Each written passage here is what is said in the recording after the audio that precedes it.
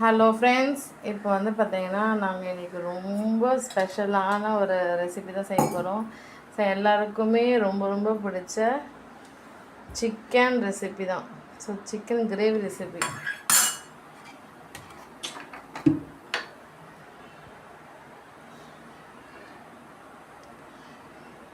இது வந்து செய்யணுன்னா ஃபஸ்ட்டு கடாயில் எண்ணெய் ஊற்றிக்கணும். அது எண்ணெய் நல்லா சூடாகும். ஸோ தேவையான இன்க்ரீடியன்ஸ்லாம் எடுத்து வச்சுக்கலாம். சிக்கன் எடுத்து வச்சுக்கலாம். குட்டி குட்டியாக கட் பண்ணி ஒரு பாத்திரத்தில் போட்டு தண்ணி ஊற்றி வச்சுருக்கோம். இங்கே பாருங்கள், எண்ணெய் சூடாகிடுச்சு, அதனால் கடுகு போட்டாச்சு. கடுகு நல்லாவே புரியுது பாருங்கள்.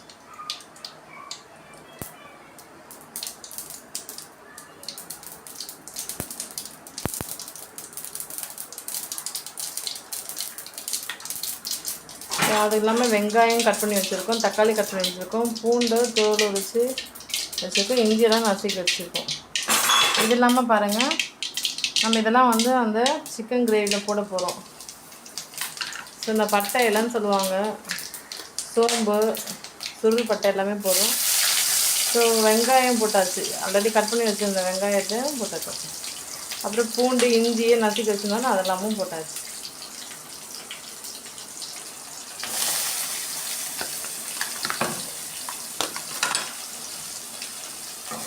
இது நல்லா வதங்க விடணும், ஓகேங்களா?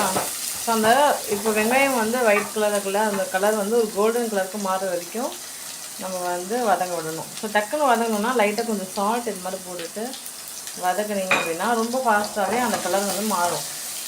எப்பவுமே அந்த வெங்காயம் வந்து கோல்டன் கலருக்கு வர அளவுக்கு டீப் ஃப்ரை வந்து பண்ணணும்.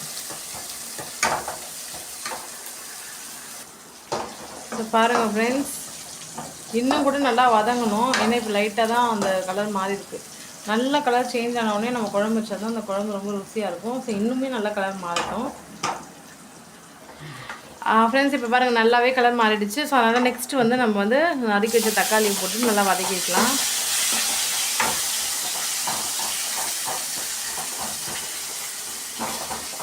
தக்காளியும் நல்லா வதங்கணும், அதுலேயும் நல்லா டீப் ஃப்ரை வந்து பண்ணிகிட்டே இருக்கலாம்.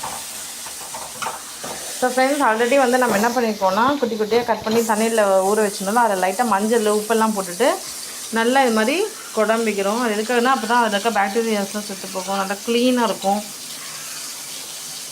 ஸோ அதுக்காக ஸோ நல்லா க்ளீன் பண்ணிட்டு தண்ணியை விட்டு எடுத்துடுறோம். தண்ணி விட்டுட்டு தண்ணி விட்டு இருத்துட்டு நல்லா வெறும் கறி மட்டும் எடுத்து நம்ம அந்த கடாயில் வந்து போட போகிறோம்.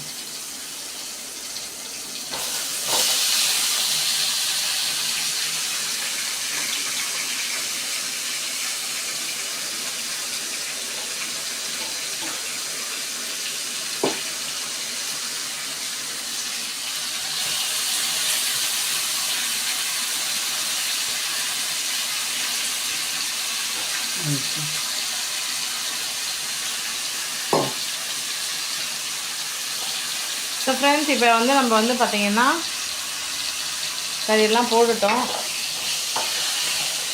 நல்லா இது மாதிரி நல்லா வதக்கிக்கலாம்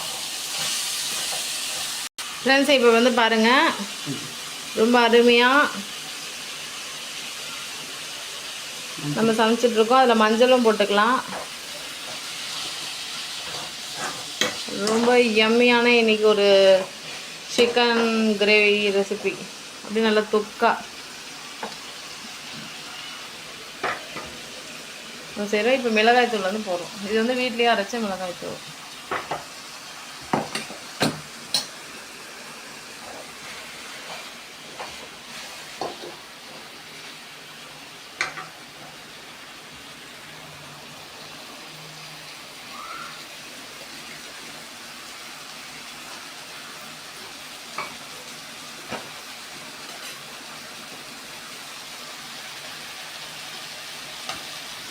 இப்போ நம்ம கல்லுப்பு வந்து போட்டுப்போம், சரிங்களா?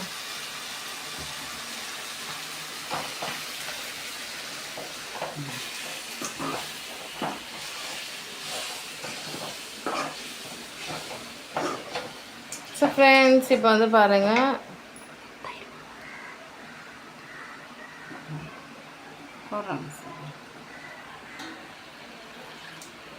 நெக்ஸ்ட் வந்து பாருங்கள் இது நல்லா கிளறி விட்டாச்சு.